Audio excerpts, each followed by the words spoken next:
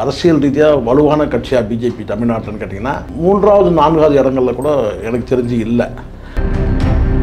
அண்ணாமலை மக்கள் பார்த்தீங்கன்னா உண்மையாக நம்புறாங்களா இல்லையானது வேற. திமுக அதிமுக அடுத்தது 3வது பெரிய கட்சி நாங்கள் தான் மாதிரி ஒரு மாயையாவது உருவாக்குனார். நயினார் நாகேந்திரன் பார்த்தீங்கன்னா பெரிய அளவில் எதிர்பார்த்தாங்க. அவருடைய பெரிய சாதனை கேட்டால் கஸ்தூரியை கட்சிக்குள்ளே கொண்டு வந்துட்டார்.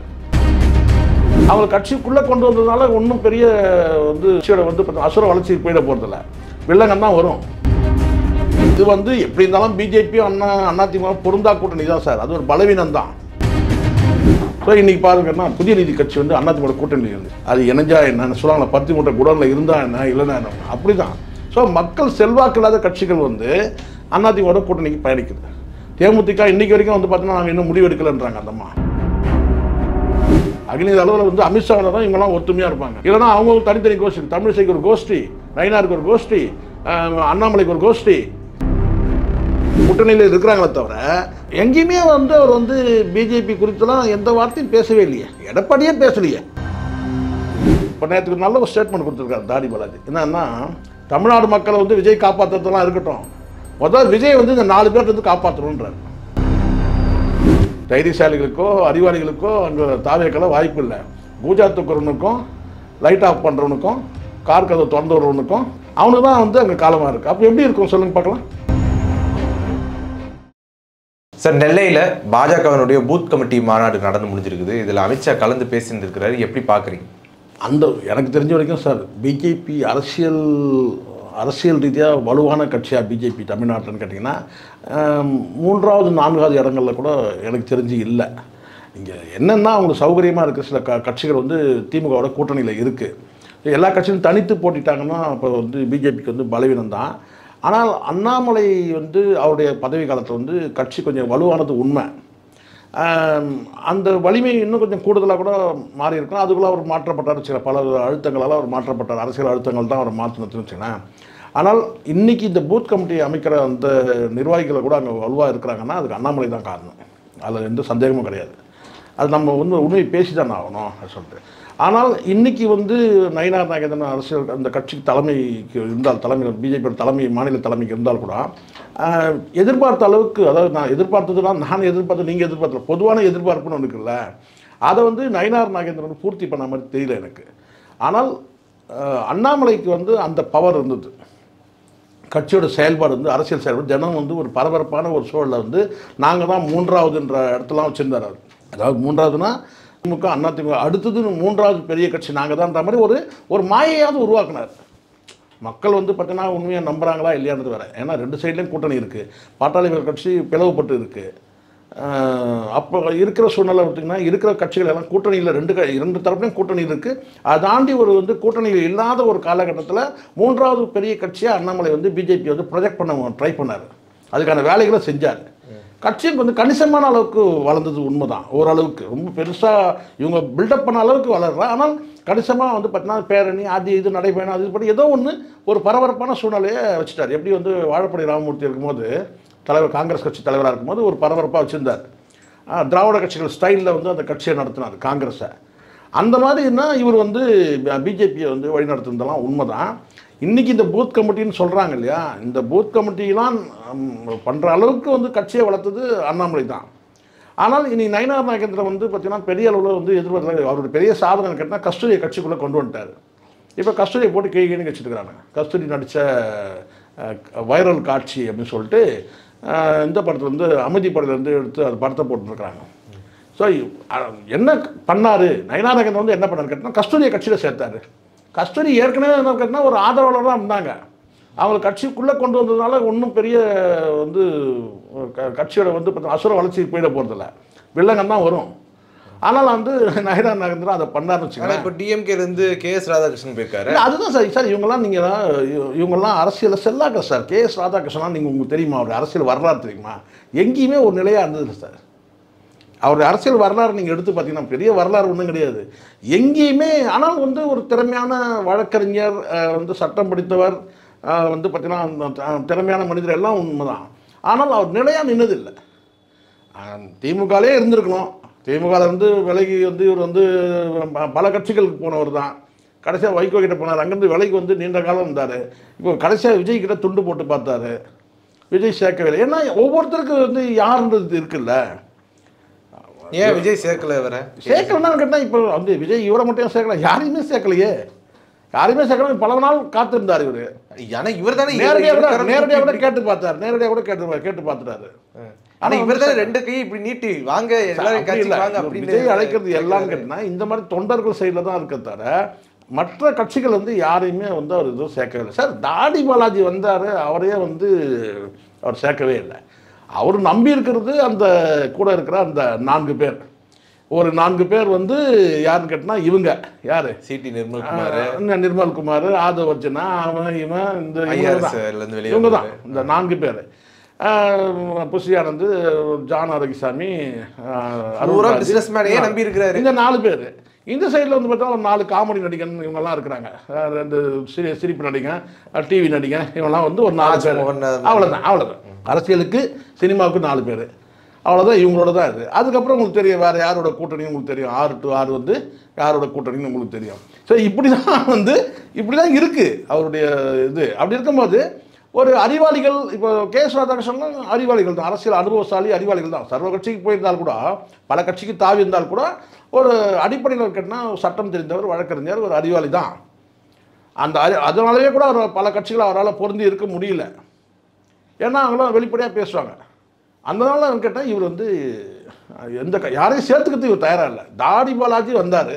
இப்போ நேற்றுக்கு நல்ல ஒரு ஸ்டேட்மெண்ட் கொடுத்துருக்காரு தாடி பாலாஜி. என்னன்னா நான் கூட பார்த்தேன், முதல்ல விஜய் வந்து இந்த 4 பேர்கிட்ட காப்பாற்றணும்.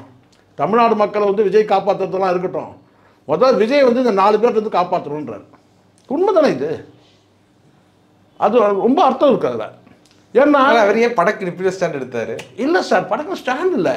அவங்க சில பேர் இருக்கிறாங்க.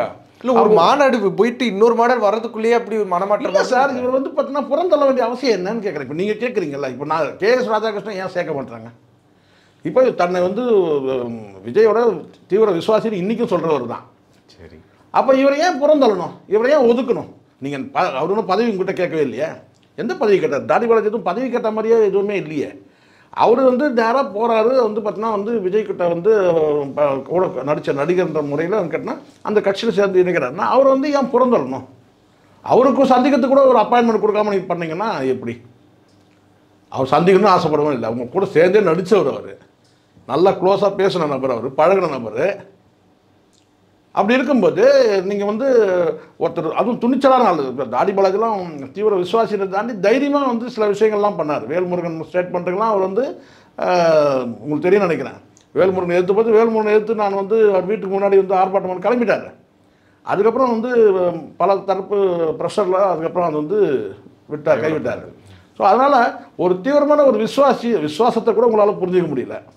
அந்த லட்சத்தில் நீங்கள் கட்சி நடத்துறீங்க, கூட எல்லாம் இருக்கட்டால் வந்து எடுப்பு சோறுங்களையும் வந்து பார்த்தீங்கன்னா வந்து கைப்பிள்ளைங்களும் வச்சுக்கிட்டு நீங்கள் சீனை போட்டிருந்தீங்கன்னா இதுதான் நடக்கும். அப்போ கே.எஸ். ராதாகிருஷ்ணன் போன்ற அறிவாளிகளுக்கும் எங்கே சார் உங்களுக்கு வாய்ப்பு இருக்கும்? தைரியசாலிகளுக்கோ அறிவாளிகளுக்கோ அங்கே தாவேக்கெல்லாம் வாய்ப்பு இல்லை. பூஜா தூக்குறவனுக்கும் லைட் ஆஃப் பண்ணுறவனுக்கும் கார் கதை திறந்து விடுறவனுக்கும் அவனுக்கு தான் வந்து அங்கே காலமாக இருக்குது. அப்போ எப்படி இருக்கும் சொல்லுங்கள் பார்க்கலாம்? ஜெயலலிதா அவர்கள் கூட வந்து பார்த்தீங்கன்னா வந்து ஒரு சொல்லலாம் கேட்டால் வந்து அவங்கள வந்து அவ்வளோ ஈஸியாக எளிதாக வந்து அணுக முடியாது, காண கிடைக்காதவங்க அவங்க, அப்படிலாம் கூட சில சீன் ஓட்டுவாங்க. ஆனாலும் வந்து பார்த்தீங்கன்னா மக்கள் தலைவர் கொண்டாடணும்னு கேட்டால் இறங்க வேண்டிய நேரத்தில் இறங்கிடுவாங்க. நீங்கள் எப்போவுமே இறங்கவே இல்லை. விசுவாசிகளுக்கு இடமே இல்லை. அவங்களாம் விசுவாசிக்கு இடம் கொடுப்பாங்க. எழுதாளர்கள் வந்து விசுவாசத்தில் வந்து நீங்கள் குட் புக்கில் பேர் எடுத்தீங்கன்னா உங்களை எங்கள் டாப்பில் தூக்கிட்டு போயிடுவாங்க. ஆனால் இங்கே வந்து பார்த்தீங்கன்னா விஜய் அணுகிறதே எப்படின்னு தெரியல. இங்கே ஒரு 4 பேர், அங்கே ஒரு 4 பேர். அப்போது இது மாதிரி தான் நடக்கும். அதனால் இதை வந்து நம்ம வேறு சப்ஜெக்ட் பேசி நம்ம இதுக்கு வந்துட்டோம். அதனால் வந்து இந்த பூத் கமிட்டின்றதெல்லாம் வந்து பார்த்திங்கன்னா வந்து பிஜேபியில் வந்து அண்ணாமலை இருந்தாருன்னா அந்த நடவடிக்கை வேறு. நீங்கள் போட்டிருக்க பூத் கமிட்டி வந்து பார்த்தோன்னா யார் என்ன ஏதுன்னெலாம் தெரியாது. ஆனால் நாமளும் பூத் கமிட்டி போடணுன்றதுக்காக நீங்கள் போடுறீங்க. அதிமுகவோட கூட்டணி வச்சுட்டே உங்களுக்கு பூத் கமிட்டியில் ஆள் இல்லாதவங்க தான் சார் வச்சிங்க. அதிமுக இன்னைக்கு சொல்லலாம் வேணா பேரளவுக்கு அதிமுகவில் வந்து கூட்டணி வந்து அண்ணாமலை விரும்புகிறாருங்க. அண்ணாமலைக்கு உள்ளுக்குள்ளே கேட்டிங்கன்னா இந்த கூட்டணியிலேயே வந்து பார்த்தீங்கன்னா அவருக்கு நீடிக்கிறதுல விருப்பம் கிடையாது. ஆனால் அவர் தானே சொல்கிறார், எடப்பாடி பழனிசாமி முதல்வர் ஆக்காம விட மாட்டேன். அது வந்து இப்போ சொல்கிறாரு சார். அரசியல் சூழல் மாறும்போது அவருக்கு சில அழுத்தங்கள் வரும்போது சொல்கிறாரு, வேறு வழி. சரி, அப்படி அவர் அறிவிக்கிறாருல, இந்த சைடில் ஏதாவது ரெஸ்பான்ஸ் இருக்குது? ஏடிஎம் சைடு ஏதாவது ரெஸ்பான்ஸ் இருக்குது? இல்லை. அந்த கட்சி ஒரு கட்டளை இடுது, அந்த கட்டளையை வந்து ஏற்றுக்கிறார், அவ்வளோதான். பிஜேபி ஒரு கட்டளை இடுது. அடிப்படையில் வந்து பார்த்திங்கன்னா அவர் முரண் தானே. தனிக்கு நம்ம அவர் பிஜேபி தலைமையில் ஒரு கூட்டணி உருவாக்கணுன்றது தான் அவர் நிலைப்பாடு, அண்ணாமலையோட நிலைப்பாடு. அப்போ பிஜேபி வேற ஒரு முடிவு எடுக்குது, தலைமை அகில இந்திய தலைமைனா அந்த தலைமைக்கு விசுவாசமாக போகிறது தானே இவங்களுடைய, அதுதானே கட்சி விசுவாசம். ஸோ அதனால் அப்படி தான். அதனால் வந்து இதெல்லாம் வெறும் வசனங்கள் தான். நானும் வந்து கூட்டணி ஆதரிக்கிறேன், எடப்பாடி பழனிசாமியை நாங்கள் ஆதரிக்கிறோம் அப்படின்னு சொல்லிட்டு ஒரு சில அழுத்தங்கள் வருது. ஆனால் களத்தில் இறங்கி வேலை செய்கிறாரா ஏதாச்சும் அண்ணாமலை? இல்லை. ஏன்னா இங்கே ஒரு அகில இந்த இன்னொரு தலைமை இருக்குது. அதனால் இது வந்து எப்படி இருந்தாலும் பிஜேபி அதிமுக பொருந்தா கூட்டணி தான் சார். அது ஒரு பலவீனம் தான். ஒரு பிஜேபி இல்லாமல் இருந்தாலும் கேட்டால் இந்நேரம் வந்து பல கட்சிகள் இருக்குது. பாருங்கள், பெரிய கட்சி போய் சேர்ந்துருக்கு. யாரோட? பிஜேபி, ஏடிஎம்கேவோட. எந்த கட்சி சொல்லுங்க பார்க்கலாம்? தாவேகாவா? வேறு தாவேகா போய் சேருமா சார்? இந்நேரம் பெரிய இதுவாகிட்டு பிரளயமாகிட்டு இருக்குண்ணே. ஒரு பெரிய கட்சி போய் சேர்ந்துருக்கு. எந்த கட்சி? ஏடிஎம்கேவோட அவங்க அறிவிச்சே இருக்கிறாங்க. என்னென்னா புதிய நீதி கட்சின்னு ஒரு கட்சி, ஏசி சண்முகம். பட்டி தொட்டியெல்லாம் வந்து பார்த்தீங்கன்னா தொண்டர்கள் புடை பயங்கரமான படை வந்து புடைசூழ வந்து பெரிய பலமான கட்சி. யார் சார் அவர்? அது சொல்கிறேன், அதுதான் நான் சொல்கிறேன். அங்கே வேலூர் தானா ஆரணி தானா யாரும் தெரியாது. வேணா காலேஜ் இருக்கிறதுனால வேணா தெரியும், சென்னையில் இருக்க முடியும் ஏசிஎஸ் காலேஜ்னா. அதை தாண்டி பார்த்தீங்கன்னா ஆரணி தான். சொந்த தொகுதியிலையும் ஜெயிக்க முடியாது. ஆரணி தொகுதியில் ஒரு எம்எல்ஏவை ஜெயிக்க முடியல. வேலூர் தானா யாருன்னு கேட்பாங்க, ஏசி சண்முகனா யாருன்னு சொல்லிட்டு வேலூர்லேயே கேட்பாங்க சில பேர். அவர் வந்து என்ன செய்யறன்னு கேட்டால், நாங்கள் வந்து அதிமுக கூட்டணி. அவரும் பாவம் ரொம்ப நாளாக ட்ரை பண்ணியிருக்காரு ஒரு எம்எல்ஏ ஆகணும். அவர் முன்னாள் வந்து ஏடிஎம்கேலாம் அமைச்சர் தான் அவர், எம்ஜிஆர் பீரியடில் நான் சொல்கிறேன். அதுக்கு பிறகு வந்து கேட்டால் வந்து எம்ஜிஆர் காலத்துக்கு பிறகு இவங்க வந்து கல்வி வியாபாரத்துக்கு வந்துட்டாங்க. இப்போ வந்து நான் கேட்டால் வந்து பல தடவை முட்டி மோதியாச்சு, பிஜேபியோட கூட்டணி வச்சு ஒரு எம்பி ஆகிடலாம் எப்படியாவது அப்படின்னு சொல்லி எம்பியா வந்து வாங்கிடலாம் அப்படின்னு சொல்லிட்டு அப்படின்னு ட்ரை பண்ணாங்க. ஒன்றும் நடக்கலை. இப்போ இந்த தேர்தல் வந்து யாரோடன்னு கேட்டால் வந்து அதிமுக கூட்டணி அப்படின்ற. ஏன்னா பிஜேபி கூட்டணி இருக்கிறதுனால சௌகரியம். இதே பிஜேபி கூட்டணி இல்லைன்னா இவங்க அந்த கூட்டணி கூட போக மாட்டாங்க. ஏன்னா வந்து பிஜேபி வந்து பகச்சிட்டு நம்ம வேறு எங்கன்னா போனோம்னா தேவையில்லாமல் பிரச்சனைலாம் வரணுமோ, நம்ம தொழில் செஞ்சுட்ருக்கோம், கல்வி தொழில் செஞ்சுட்ருக்கிறோம் அப்படின்றதுக்காக. ஸோ இன்றைக்கி பாருங்கன்னா புதிய நீதி கட்சி வந்து அதிமுக கூட்டணியில் இருந்து அது இணைஞ்சா என்னன்னு சொல்லுவாங்களா, 10 மூட்டை குடோனில் இருந்தால் என்ன இல்லைன்னா என்ன, அப்படி தான். ஸோ மக்கள் செல்வாக்கு இல்லாத கட்சிகள் வந்து அதிமுக கூட்டணிக்கு பயணிக்குது. தேமுதிக இன்றைக்கி வரைக்கும் வந்து பார்த்தீங்கன்னா நாங்கள் இன்னும் முடிவு எடுக்கலைன்றாங்க. அந்தம்மா என்ன சொல்கிறாங்கன்னு கேட்டால் வந்து சில நிறைகளும் இருக்குது, சில குறைகளும் இருக்குது. எப்படி துண்டு போடுறாங்க, திமுகவுக்கிட்ட போகிற மாதிரி தோணுச்சு. அதுதான் அந்த வார்த்தை. சில நிறைகளும் இருக்குது, சில குறைகளும் இருக்குது. கூட்டணியில் இல்லைன்னா அந்த குறைகளை பற்றி பேசுவாங்க. சில நிறைகள் இருக்குன்னு கேட்டால் நிறைய பற்றி, கூட்டணிக்கு போகிறாங்கன்னா நிறைகளை பற்றி பேசுவாங்க, இதெல்லாம் செஞ்சுருக்கிறாங்கன்ட்டு. ஆக மொத்தம் என்னன்னா வந்து கேப்டன் விஜயகாந்த் வந்து அங்கே வந்து அவங்கள பொறுத்த வரைக்கும் வந்து ஒரு இன்வெஸ்ட்மெண்ட்டு, நல்ல மனிதர், வள்ளல் குலம் படைத்தவர், தங்கமான மனிதர், கருப்பு வைரம் எல்லாம் சொன்னார் கூட. இன்றைக்கி வந்து தேமுதிக அந்த கட்சி வந்து பார்த்திங்கன்னா வந்து இந்த கழுதை தேஞ்சி இது கட்டெரும்பு பாய்ச்சினாங்கல்ல, அந்த கட்டெரும்பும் தேஞ்சி சித்தெரும்பு பாய்ச்சின்ற மாதிரி அந்த கட்சி வந்து பார்த்திங்கன்னா இன்றைக்கி வந்து எங்கே கூட்டணிக்கு போவாங்கன்றான் சொல்லிக்கலாம். என்னென்னு கேட்டால் தேர்தலுக்கு இன்னும் காலம் இருக்குதுன்னு. அப்புறம் என்ன அர்த்தம், அந்த நேரத்தில் நெருக்கத்தில் இருந்து யார் பேரம் பேசுகிறாங்களோ அங்கே போயிடுவோம், அவ்வளோதான். விஜயகாந்தை பொறுத்தவரைக்கும் அவங்க ஒரு மார்க்கெட்டிங் பீப்புள், மார்க்கெட்டிங் மனுஷன் ஆகிட்டார், அவ்வளோதான். பரிதாபமான நிலைமை உண்மையிலேயே. ஸோ அதனால் இதுதான் இன்றைக்கி உள்ள நிலைமை. பூத் கமிட்டின்றதுன்னு கேட்டால் ஈஸியாக போட்டலாம் சார், ஊருக்கு 2 பேர் தானே சார். ஆனால் அந்த மாநாட்டில் அமித்ஷா அவர்கள் வந்து பங்கெடுத்துக்கிறாரு. ஆமாம், அவங்க கட்சி தானே சார் அது. அவங்க கட்சியில் ஏதாவது ஒன்று பண்ணி தானே. அமித்ஷா வர்றாருன்னா நீங்கள் அடுத்த வந்து பிரதமர் மாநில தலைவரில் வச்சு பண்ணி முடிச்சிடலாம், அடுத்த தலைவர் பண்ணலாம். பட் இருந்தாலும் அகில இந்த அளவில் வந்து ஒரு ரெஸ்பான்ஸ் வந்து இங்கே என்ன சூழல் இருக்குன்னு கைக்குள்ளே வச்சுக்கணும்ல, ஒரு ஸ்டேட்டை கைக்குள்ளே வச்சுக்கணும்ல. இப்போ வந்து அடுத்த பிரதமர்ன்ற ரேஸில் அவர் தானே இருக்கிறாரு. அடுத்த ஆட்சி மத்திய ஆட்சி வந்ததுன்னா மோடி இல்லைன்னா அடுத்த செகண்ட் வந்து பார்த்தீங்கன்னா அமித்ஷா தான். அப்படி ஒரு தாக்கு ஓடிட்டுருக்கு. அதனால் வந்து கேட்டால் எல்லா ஸ்டேட்லேயும் அவருடைய நேரடி பார்வை இருக்கணும்னு நினைக்கிறது சரியான நடவடிக்கை தான். அவங்க கட்சி முடிவு எடுக்குது, அவர் வராது, அவ்வளோதான். அவர் வந்தால் தான் இங்கெல்லாம் ஒத்துமையாக இருப்பாங்க, கோஷ்டி இல்லாமல் எல்லோரும் ஒன்றா சேருவாங்க. அதுவும் உண்மை தானே. அகில அளவில் வந்து அமித்ஷா வந்தால் தான் இவங்கெல்லாம் ஒத்துமையாக இருப்பாங்க. இல்லைனா அவங்க தனித்தனி கோஷ்டி, தமிழிசைக்கு ஒரு கோஷ்டி, நயினாருக்கு ஒரு கோஷ்டி, அண்ணாமலைக்கு ஒரு கோஷ்டி, இப்படி வந்து பார்த்தீங்கன்னா பல கோஷ்டிகள் இருக்குங்க. எல்முருகனுக்கு ஒரு கோஷ்டி, இப்படி பல கோஷ்டிகள் இருக்குது பிஜேபியில். அப்போ இந்த கோஷ்டிகள்லாம் ஒன்றானா வந்து அகில இந்த தலைமை யாராவது ஒருத்தர் வந்தால் தான் அந்த வகையில் அவர் வராரு, அவ்வளோதான். இப்போது அமித்ஷா அவர்கள் வந்து பேசும்பொழுது எடப்பாடி பழனிசாமியை ஆட்சியில் ஏற்றோன்ற அந்த ஒரு வார்த்தை கூட பேசலை. ஆனால் கூட்டணி ஆட்சி, அதாவது அமைச்சரவையில் வந்து பாஜக இடம்பெறும் அப்படிங்கிற மாதிரி தான் பேசுகிற மாதிரி படுது. எப்படி பார்க்க? இல்லை, இது வந்து இன்னும் தெளிவில்லை சார். ரெண்டு சைடுலுமே தெளிவில்லை. எடப்பாடி அவர்களோட பிரச்சாரத்தோடு பார்த்தீங்கன்னா எங்கேயுமே வந்து அவர் வந்து பிஜேபி குறித்துலாம் எந்த வார்த்தையும் பேசவே இல்லையே. எடப்பாடியே பேசலையே. கூட்டணியில் இருக்கிறாங்களே தவிர பிரச்சாரத்துக்கு போகிறாங்கல்ல, அங்கே ஏதாவது வந்து பார்த்தீங்கன்னா வந்து ஒரு கூட்டணி கட்சி தலைவர்ன்ற அடிப்படையில் வந்து இவருக்கு ஏதாவது வந்து மரியாதை செலுத்துகிறாங்களா, இல்லை இவர் தான் மத்திய அரசு வந்து கொண்டு வந்த திட்டங்களை பற்றி ஏதாவது பேசுகிறாரா? எதுவுமே இல்லையே. ஒரு பேரளவுக்கு ஒன்று ரெண்டு பேசுறது அது வேறு, அது உடனே தேடி பிடிச்சி போட்டுருவாங்க, இது பாருங்க பேசுகிறாரு. ஆனால் ஒரு மாவட்டத்தில் போகும்போதும் கூட்டணி கட்சியில் இருக்கிற அந்த மாவட்ட நிர்வாகிகள் இவரை வந்து சந்திக்கணும், அவங்களோட வந்து அளவலாகணும். வந்து பார்த்திங்கன்னா வந்து மோடி குறித்து பிரதமர் வந்து நீங்கள் கூட்டணி கட்சியில் இருக்குன்னா நீங்கள் பிரதமர் குறித்து பேசினா என்ன பண்ணணும். இங்கே வந்து பார்த்திங்கன்னா அவங்களுக்கு என்னென்னு கேட்டிங்கன்னா வந்து இவர் எடப்பாடி எதிர்பார்த்தது நடக்கலை. எடப்பாடின்னு கேட்டால் வந்து அரசியல் ரீதியாக பல நெருக்கடிகள் கொடுப்பாங்க, இடி அது இது வச்சு பெரிய நெருக்கடிகள் கொடுப்பாங்க யாருக்கு வந்து டிஎம்கேக்கு அப்படின்னு நினச்சாரு. அது நடக்கலை.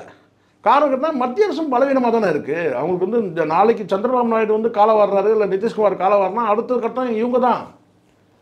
ஸ்டாலின் கண்டிப்பாக தேவை. அப்போ எதுக்கு நம்ம தேவையில்லாமல் வந்து இந்த பகைமையை ஏற்படுத்திக்கணும்? நமக்கு தேவை வந்து சென்ட்ரல் தான், ஸ்டேட் அரசியல் வந்து செகண்டரி ரெண்டாவது விஷயந்தான் அது. அப்போ வந்து இங்கே முதல் வந்து பார்த்திங்கன்னா நமக்கு வந்து சென்ட்ரலில் இருந்து ரூல் நிற்கணும், நமக்கு ஆட்சி நிற்கணும். அப்போ வந்து தேவையில்லாமல் நம்ம பகைமைப்படுத்திக்க வேண்டாம். ஒரு பக்கம் நம்ம வந்து ஸ்டாலின் நேருக்கு நேர் ரொம்ப தீவிரமாக பகைமைப்படுத்திட்டோம்னா இவங்களுக்கு வந்து நம்ம வந்து அடிபடுகிற மாதிரி ஆகிடும். இப்போ அவங்களுக்கு ஒரு செக் வைக்கணும், சந்திரபாபு நாயுடுக்கும் நிதிஷ்குமாருக்கும். நாளைக்கு வந்து நீங்கள் இல்லைனா கூட நாங்கள் டிஎம்கே கூட வந்து நாங்கள் வந்து டைப் பண்ணிப்போன்றத ஒரு மறைமுகமாக சொல்கிறது தான் இந்த நெருக்கடி பண்ணாமல் இருக்கிறது. ஸோ அது வந்து காங்கிரஸும் உணருது. இவங்களுக்கு வந்து பார்த்தீங்கன்னா வந்து மறைமுகமான வந்து கூட்டுன்னு நான் சொல்ல மாட்டேன். ஒரு வகையில் கேட்டால் வந்து பெண்ட் பண்ணி போகிறாங்க. சென்ட்ரல் கூட வந்து பார்த்தீங்கன்னா டிஎம்கே விஷயத்தை கொஞ்சம் பெண்ட் பண்ணி தான் போகிறாங்க மத்திய அரசும் அப்படின்றத உணர்றாங்க, காங்கிரஸும் உணருது. அதனால் இது வந்து ஒரு வகையான அரசியல் தேக்க நிலை சார். இது எடப்பாடி நினச்சதுன்னு கேட்டால் பெரிய ஒரு அரசியல் கூட்டணி இருக்கிறதுனால வந்து டிஎம்கேக்கு கடுமையான நெருக்கடிலாம் கொடுக்கலாம் அப்படின்னு நினைக்கிறாரு. அது நடக்கலை. அதுவே ஒரு ஏமாற்றம் தான். நீங்கள் கேட்டது கேள்வி என்னென்னா, ஏன் வந்து பகிரங்கமாக வந்து எடப்பாடி வந்து கூட்டணி பற்றி பேச மாட்டாரு அப்படின்னு சொன்னால் இதுதான் காரணம். அதே மாதிரி வந்து அமித்ஷாவுக்கும் வந்து பார்த்தீங்கன்னா வந்து இங்கே அதான் சொன்னேன், இது இந்த கூட்டணி வந்து ஜெல் ஆகலை, பிஜேபியோட கூட்டணி வந்து ஜெல் ஆகலை. அப்போ நெருக்கம் ஆகும்போது என்ன நடக்குதுன்றதை பார்த்துக்கலாம். உங்களுடைய நேரத்தை ஒதுக்கி எங்களோட கருத்துக்களை பந்தமைக்கு நன்றி சார். நன்றி சார்.